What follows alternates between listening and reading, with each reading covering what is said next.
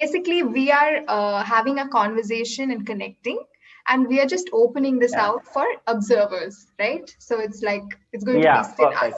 So then it feels much Yeah. better. Okay. Let it be organic. We will start now. Yeah. I don't know how to give the intro though. It may sound very pretentious. I think we'll just go ahead now. Yeah. So I'll just start. I'll just give introduction on myself. So Mm. basically, I'm Kavin, and I am an architect. I am a wildlife artist, and I do photography also. And now I am a yoga teacher. So in this journey of switching fields, I have been mentored by my senior Chandana. She is also an architect. She is also having her own journey, which is very very interesting. So this meeting is all about we both of us sharing our own journey in finding ourselves or purpose, meaning, existential crisis, whatever it could be. So yeah, Chandana, you can go ahead. You can introduce yourself, and we can go further. Okay. Thank you. Thank you, Kevin. I think this is a great initiative, and to Thank you. start conversations like this and to share it with a larger group. So, thank you for inviting me on board. Thank you. My I pleasure. feel that yes, we have been connecting for so long. I think from back in 2013 or 14, I'm sure it goes back quite a few years, but properly, I think Yeah, 2014. Yeah, 18, we were working 14? together. Yeah.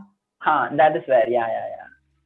And so I do feel like connecting with you and speaking with you on and off has also helped me figure out my location in my journey. And it's Hmm. true that a lot of us are grappling with so many shifts in our lives. There's so much happening outside that lots of crises on the outside, and a lot of it is happening on the inside too. So I think True. it's becoming very clear to all of us that it's a simultaneous process. Connecting to your inner crises is very important as much as keeping a connection to your outer world.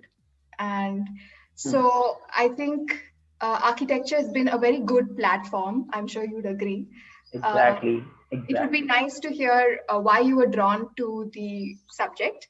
But for me, it was definitely because in school, I was feeling like it was very important for me to um, do something creative and something that where I could synthesize art, like my artistic side, and also my science side, because I loved both streams. And in all True. the other fields, it felt like you had to choose either or. It was not exactly showing up as both. So Yeah. that's what my first thought was to choose architecture. And yeah, it's been quite a journey because in the education process itself, we're put into a system, and we know how the system is not necessarily fully on board with people's creative processes. It has its huge like gaps and huge kind of rigidities and so on. So I think it's very important to talk about it, but also what's helped me is connecting to people in college, people who are questioning things and saying what next, how do we really take our creative process, how can we meaningfully connect to our creative process and offer it to the larger community. So I think along that way, that's when we met, Hmm. actually, like we were doing that, we were connecting to the migrant laborers community in Chennai. It was a very important project. Exactly. And Yeah. yeah, so maybe you can share about why you chose architecture, and it would be nice to hear. So, I mean, I chose architecture because I knew I would be a very bad engineer if I go for engineering. And I was a little bit into art and, uh, creative side of life. So I thought maybe this could be the only available thing that could work for me at that point of time. I was not exposed to, different kinds of fields and stuff. So all I had was engineering and architecture. And okay, I'm creative, I'll take architecture. That's all about it. But architecture as a course, it have changed me as a person. It have given me it has changed my perception, like how I see world, how I connect to people. And so yeah, it has given me a lot of exposure traveling. And so architecture have been a very important platform in my journey. Yeah, And absolutely. of course, we started working under the Sudhir ji, under this migrant labor, Chennai urbanization, all these projects. That is where we kind of got connected. Like what is happening. We were in the same lane, and that had a very important role to play, though. Yeah. And it's interesting because we were actually looking at a community that was dealing with a lot of outer crises, like they were True. definitely struggling, and most of them were farmers that were pushed out of their own native uh, Yeah. places. And they were very clear in when we were interviewing them, sharing that they liked living close to nature, liked living close to their land, but because there was Hmm. stress, financial stress, and they were not able to sustain, they've had to, it was almost like a compulsion to move to a city, and dealing with True. all those changes. And I think when Hmm. you're really looking at their reality, I think all of Hmm. us went inward, whether we were conscious of it or not, no? Because True. we True. do come from certain privileged, educated kind of Yeah. section, and young. True. So we are trying to, I think our intentions were always towards social change in that firm also. We were Exactly. working towards that. True. So Hmm. it I think ultimately, at least for me, it made me realize that if I don't fully understand my inner anchor, and if I don't Hmm. work towards healing in Hmm. my own journey, and my own try to embrace other people's realities, will not be possible, no? Hmm. If, True. if you're not anchored within Hmm. yourself, and if you're not uh, Hmm. acknowledging that you need to make space for your inner journey and your inner experiences Hmm. as much as the outer. So I think that True. it was a Hmm. big shift for me, because we can go on wanting to work with good causes and do service Exactly. oriented work, but And yeah, how do you really go about it in a meaningful way, I think that exactly. happens only when you begin to seriously work with yourself, and then Huh. connect from that place where you're sensitive and you're open and yet clear. Okay. Yeah. So I could connect to what you are saying totally now, because my journey was not conscious, like you are saying, how you have to heal yourself and then you come outside. So maybe you realized at that point of time, which I didn't realize, but I was still trying to sort the world out by doing Hmm. wildlife and doing something, doing doing some service. That I was always frustrated by why people are like this, why world is working this way. And Yeah. now I am kind of settled, because somewhere I have also done this healing for myself unconsciously. So now I feel more settling. Yeah. You feel So more yeah, settled. I mean, I Yeah. totally relate to it. Yeah. Hmm. Yeah. So Yeah. we can go ahead. No, it's, I think, okay, put it in gallery views. We both are there. Okay. So we Yeah. both will be there in the recording. Okay. Perfect. Now it's Yeah, better. I think we'll work with this for now. Yeah. Yeah. Just to make sure. Okay, then. For me, it's you, only you. Okay. Perfect. No problem. This happens no when we're trying to do multiple things at one time. It's not just conversation, it's being Yeah. recorded. It's technology. Cool then. Yeah. Even Yeah. I am techno challenged. Yeah. Yeah. Yeah, let's go. So coming back to where we stopped. So I do feel like even at that point when you're young and you're just graduating, no, you obviously are not. I Hmm. also didn't feel at that point I was aware that it was so important to kind of work, give space, slow down a bit, not Hmm. constantly feel the pressure of the world, which is actually a difficult thing in itself. No, you've got so many 100%. voices, Yeah. so many Hmm. influences. A lot of them are also coming from the True. West. A lot of them are coming from Yeah. others. expectations of you, your family, your peer group, uh, and that exactly. you can feel the push and pull and not necessarily know which way to go. So you're grappling with all of that in Exactly. your early 20s and expected to True. also Very much. accomplish and achieve, and it's a lot. Yeah, And at the a same time, lot. find your purpose. Like even now, there's a lot of talk about finding your purpose, right? But Hmm. how do you do that when you're constantly being thrust this side and that side? And Distracted and yeah.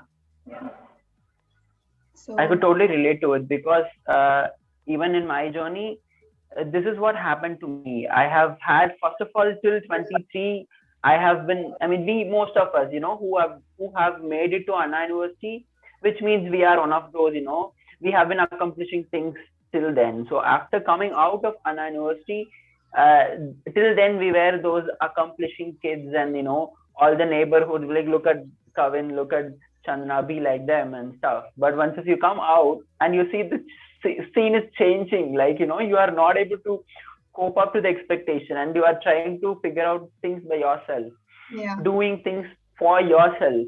That yeah, made you feel that you are a little more selfish. Also, you have the guilt that you're not doing enough for your parents or for your beloved ones, and that kind of add a lot more pressure onto us. yeah.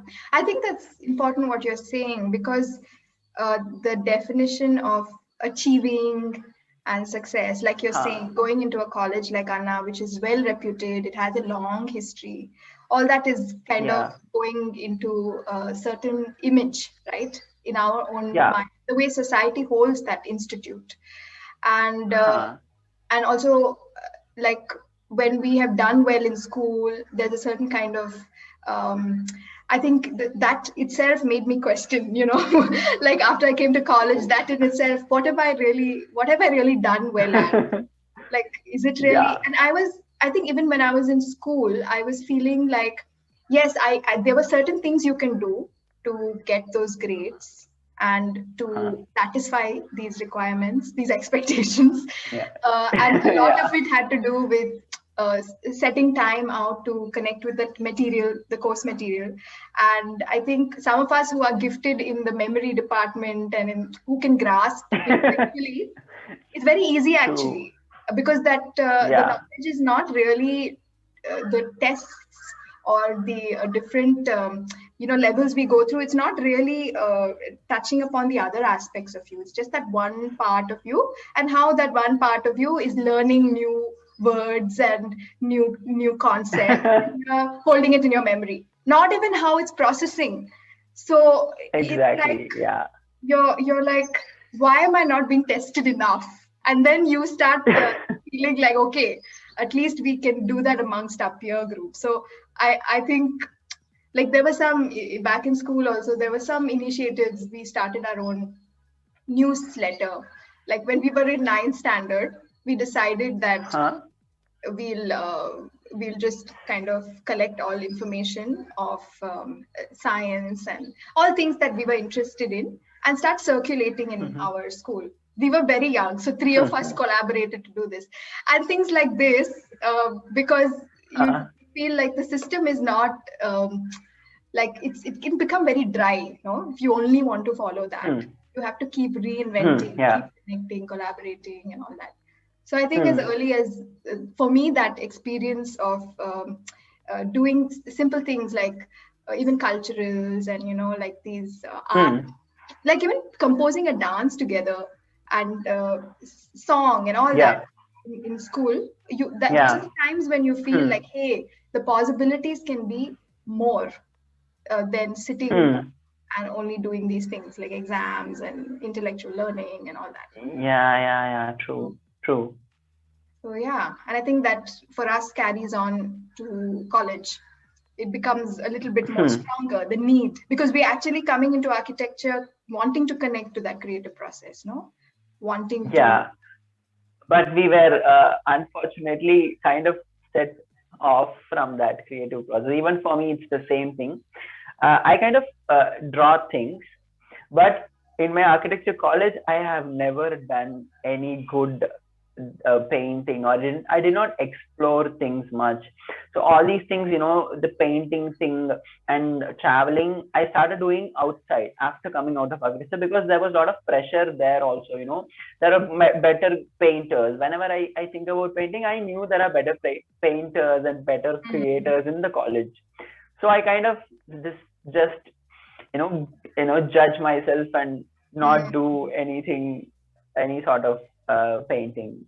So Yeah. I think I never knew you also as a dancer. You dance. I don't know that when we were in the college. I don't think you have done performances, or yeah, we both did not do it. And then we explored all of it after college. But that's because I also disconnected from it from 10th standard or 9th standard until college. Also through college, I was not really connecting to it. Only afterwards, I felt like it was important and kind of connected back to it. But it's true what you're saying.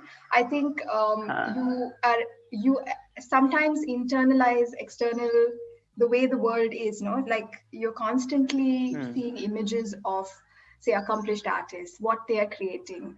I think we spoke about it earlier, and not necessarily the messiness of the process. So you feel like only unless I can produce something that's extraordinarily good, then I'm not even going to put it out there. I'm not even going to. So that creates a block creatively. Like where is the space where you can just connect authentically and say, I've not tried this, I want to try it, and I'm afraid talking about your your fears, and saying that I'm not perfect, I'm not meant to be perfect, you're good enough as you are. Starting there, like, I think very important. That's something we don't tell ourselves. We don't hear it enough. Also. Yeah, we hardly. Yeah. Yeah, this is very, very deep. I totally agree.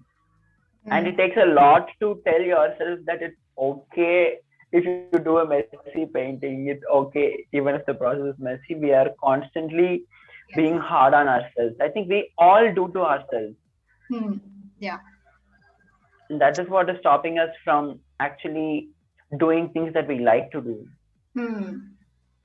And I feel like that is what you have to face or embrace, like when you decided to explore wildlife research and your photography.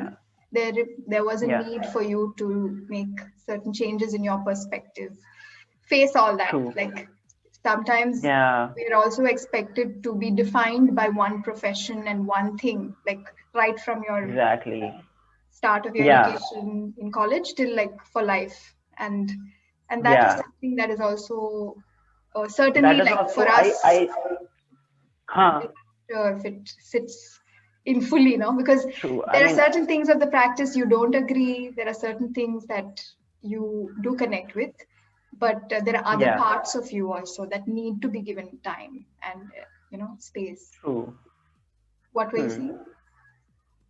So this is the concept that I always wanted to kind of, it's not like I want to break it, just that I couldn't relate to it. I wonder how people just do one job throughout their life. I couldn't really, I always wonder, how are you able to do that? Are you happy doing it? Because I'm not able to see myself as, okay, architect, you take this, you design this and do the buildings, like always deal with bricks and cement and whatever. So I feel, then who will do the painting? Then who will do yoga? Like, I want to live my life. Then how will I live my life? So that question have always been there. That question, which I couldn't deal myself, or which I couldn't suppress within me, I kept on exploring. Helplessly, I kept on exploring. It's not like a conscious decision. Okay, it's gonna be fun. I'm gonna explore. No, it was very difficult. Exactly.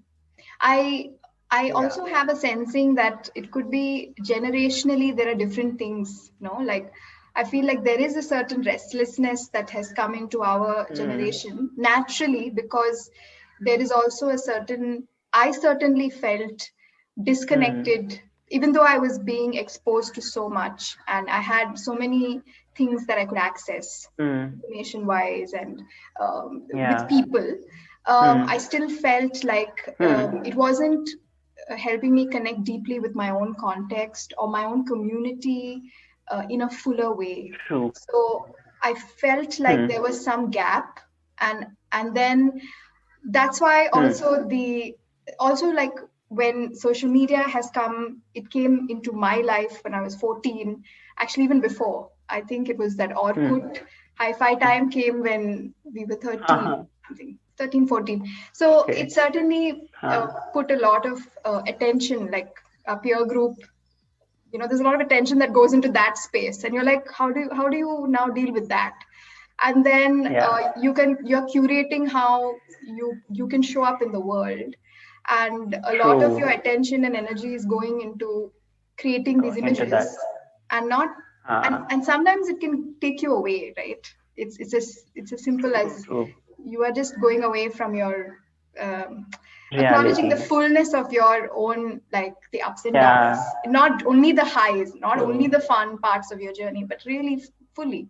So I felt like that has somehow set in a restlessness in my own journey, like trying to figure out how can I connect, how can I just feel that connection with people, and with I definitely wanted that through my own work. It wasn't enough to sit in front of CAD and sit in a desk, but you can sit in a desk and do CAD for hours, knowing if you've got, say, a good connection with the person you're working with in a good way, or 100%, trying to create 100%.